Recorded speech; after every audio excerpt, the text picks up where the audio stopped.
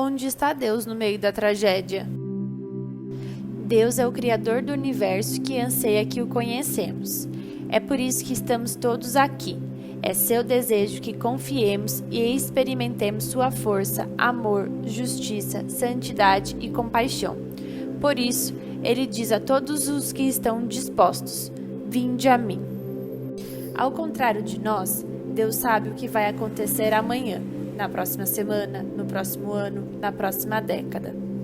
Ele diz: eu sou Deus e não há ninguém como eu, declarando o fim desde o princípio. Ele sabe o que vai acontecer no mundo. Mais importante, ele sabe o que vai acontecer em sua vida e pode estar ao seu lado se você decidiu incluí-lo nela. Ele nos diz que pode ser nosso refúgio e fortaleza, um socorro sempre presente em tempos de angústia. Mas devemos fazer um esforço sincero para buscá-lo. Ele diz: você me buscará e me encontrará, quando me buscar de todo o seu coração. Onde está Deus em tempos difíceis? Isso não significa que aqueles que conhecem a Deus escaparão dos tempos difíceis. Eles não se vão. Quando guerras ou doenças crescentes causam sofrimento e morte, aqueles que conhecem a Deus estarão envolvidos nesse sofrimento também. Mas há uma paz e uma força que a presença de Deus dá. Um seguidor de Jesus Cristo expressou desta forma: somos duramente pressionados de todos os lados, mas não esmagados, perplexos, mas não em desespero, perseguidos, mas não abandonados, abatidos, mas não destruídos. A realidade nos diz que teremos problemas na vida. No entanto, se passarmos por ele conhecendo a Deus, podemos reagir a eles com uma perspectiva diferente e com uma força que não é nossa. Nenhum problema tem a capacidade de ser intransponível para Deus. Ele é maior do que todos os problemas que podem nos atingir. A palavra de Deus nos diz: o Senhor é bom, um refúgio em tempos de angústia. Ele cuida daqueles que confiam nele. E perto está o Senhor de todos os que invocam em verdade. Ele cumpre os desejos dos que temem, ouve o seu clamor e o salva. Jesus Cristo disse a seus seguidores essas palavras consoladoras: não se vendem 2 pardais por 1 centavo, e nenhum deles cairá em terra sem o seu Pai. Mas os próprios cabelos da vossa cabeça estão todos contados. Portanto, não temas, você tem mais valor do que muitos pardais. Se você realmente se voltar para Deus, Ele cuidará de você como ninguém mais, e de uma forma que ninguém mais pode. Deus e nosso livre-arbítrio. Deus criou a humanidade com capacidade de escolha. Isso significa que não somos forçados a um relacionamento com Ele. Ele permite que o rejeitemos e cometamos outros atos malignos também. Ele poderia nos forçar a ser amorosos, ele poderia nos forçar a ser bons, mas então, que tipo de relacionamento teríamos com ele? Não seria um relacionamento, mas uma obediência forçada e absolutamente controlada. Em vez disso, ele nos deu a dignidade humana do livre-arbítrio. Naturalmente, choramos do fundo de nossas almas, mas Deus, como pôde deixar algo dessa magnitude acontecer? Esse planeta não é um lugar seguro. Alguém pode atirar em nós, ou podemos ser atropelados por um carro, ou podemos ter que pular de um prédio atacado por terroristas, ou qualquer outra coisa que pode acontecer conosco nesse ambiente hostil chamado Terra, o lugar onde a vontade de Deus nem sempre é seguida. No entanto, Deus não está à mercê das pessoas, mas o contrário. Estamos à sua mercê, felizmente. Este é Deus que criou o universo com suas estrelas incontáveis, simplesmente por falar as palavras, que haja luzes na expansão do céu. Este é Deus que diz que reina sobre as nações. Ele é ilimitado em poder e sabedoria. Embora os problemas pareçam intransponíveis para nós, temos um Deus incrivelmente capaz que nos lembra: eis que eu sou o Senhor, o Deus de toda a carne. De alguma forma, ele é capaz de manter a liberdade dos humanos pecadores, mas ainda assim realizar sua vontade. Deus diz claramente: meu conselho prevalecerá e cumprirei todo o meu propósito. e podemos obter conforto disso se as nossas vidas forem submetidas a Ele. Porque Deus se opõe aos soberbos, mas dá graça aos humildes. Onde está Deus quando o rejeitamos? Muitos de nós, não, todos nós, às vezes optamos por reprimir Deus e seus caminhos. Comparado aos outros, podemos nos considerar pessoas respeitáveis e amorosas.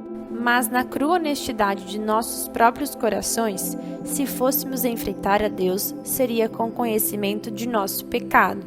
Quando começamos a nos dirigir a Deus em oração, não somos surpreendidos, parados pela sensação de que Deus está bem ciente de nossos pensamentos, ações e egocentrismo. Nós, por nossas vidas e ações, nos distanciamos de Deus. Muitas vezes vivemos como se pudéssemos viver bem as nossas vidas sem Ele. A Bíblia diz que todos nós, como ovelhas, nos extraviamos. Cada um de nós se voltou para seu próprio caminho. As consequências? Nosso pecado nos separou de Deus e afeta mais do que esta vida. A penalidade pelo nosso pecado é a morte ou a separação eterna de Deus. No entanto, Deus providenciou um meio para sermos perdoados e conhecê-lo. Deus nos oferece o seu amor. Deus veio à Terra para nos resgatar, porque Deus amou o mundo de tal maneira que enviou seu Filho unigênito para que todo aquele que nele crê não pereça, mas que tenha vida eterna. Pois Deus enviou o Filho ao mundo não para condenar o mundo, mas para que o mundo existisse salvo por meio dele.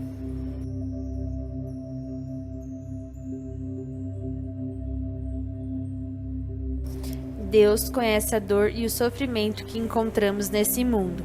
Jesus deixou a segurança de sua casa e entrou no ambiente difícil em que vivemos. Jesus se cansou, conheceu a fome e a sede, lutou contra as acusações dos outros e foi condenado ao ostracismo por familiares e amigos. Mas Jesus passou por muito mais do que dificuldades diárias. Jesus, o Filho de Deus, em forma humana, voluntariamente levou todos os nossos pecados sobre si e pagou nossa pena de morte. Nisso está o amor que Ele deu a sua vida por nós. Ele passou por tortura, morrendo uma morte lenta e humilhante de asfixia na cruz, para que pudéssemos ser perdoados. Jesus disse a outros com antecedência que seria crucificado. Ele disse que 3 dias após a sua morte, ele voltaria à vida, provando que ele é Deus.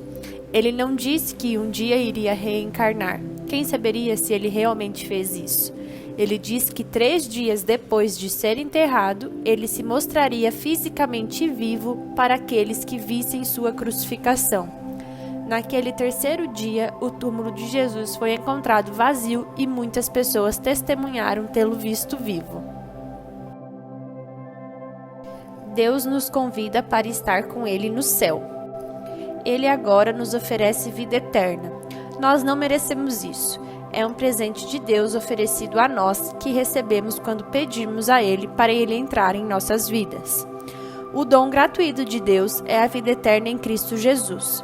Se nos arrependermos de nossos pecados e nos voltarmos para Deus, podemos ter o dom da vida eterna por meio de Jesus Cristo. É muito simples. Deus nos deu a vida eterna e esta vida está com seu Filho. Quem tem um filho, tem a vida. Quem não tem o Filho de Deus, não tem a vida. Ele quer entrar em nossas vidas. E o céu? A Bíblia diz que Deus colocou a eternidade no coração dos homens. Talvez isso signifique que sabemos, em nossos corações, como seria um mundo melhor. A morte de pessoas que amamos nos convence que há algo muito errado nessa vida e neste mundo. Em algum lugar no fundo de nossas almas, sabemos que deve haver um lugar muito melhor para se viver, livre de dores e dificuldades de partir o coração. Com certeza, Deus tem um lugar melhor que nos oferece. Será um sistema completamente diferente no qual sua vontade é feita o tempo todo. Neste mundo, Deus enxugará toda a lágrima dos olhos das pessoas, não haverá mais luto, choro, morte ou dor. E Deus, pelo seu Espírito, habitará nas pessoas de tal maneira que elas nunca mais pecarão. Recusar um relacionamento eterno com Deus que Jesus oferece a você seria o pior. Não apenas à luz da vida eterna, mas não há relacionamento que se compare a conhecer a Deus nessa vida. Ele é nosso propósito de vida, nossa fonte de conforto, nossa sabedoria em tempos confusos, nossa força e esperança. Prove e veja que o Senhor é bom. Bem-aventurado o homem que nele se refugia. Já foi dito por alguns que Deus é apenas uma muleta, mas é provável que ele seja o único confiável. Jesus disse: Deixo-vos a paz, a minha paz vos dou. Não vos dou como o mundo dá. Não se turbe o vosso coração, nem se atemorize. Para aqueles que confiam em Jesus durante suas vidas, ele diz que é como construir a sua vida sobre uma rocha. Quaisquer que sejam as crises que atacam você nesta vida, ele pode mantê-lo forte.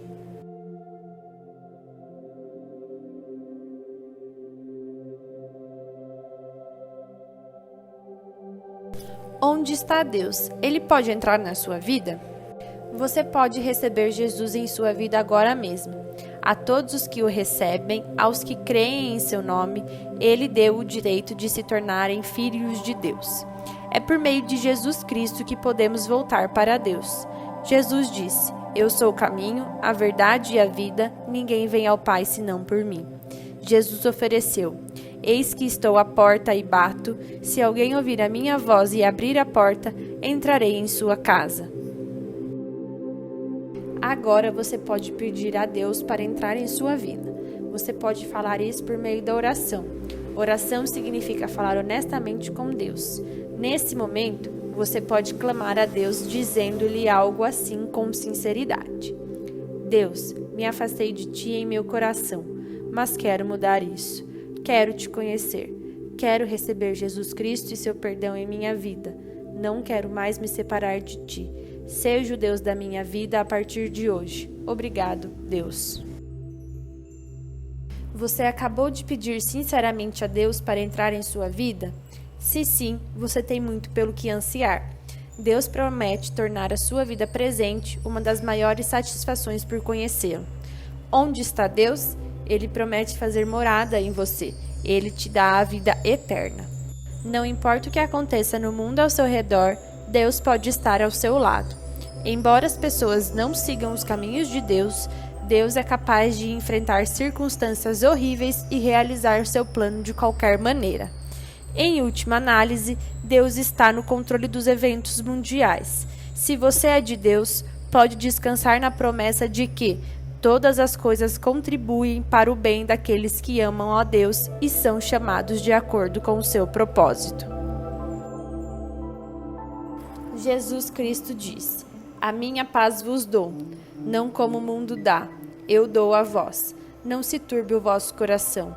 No mundo tereis aflições, mas tende ânimo. Eu venci o mundo. Ele promete nunca nos deixar ou nos abandonar.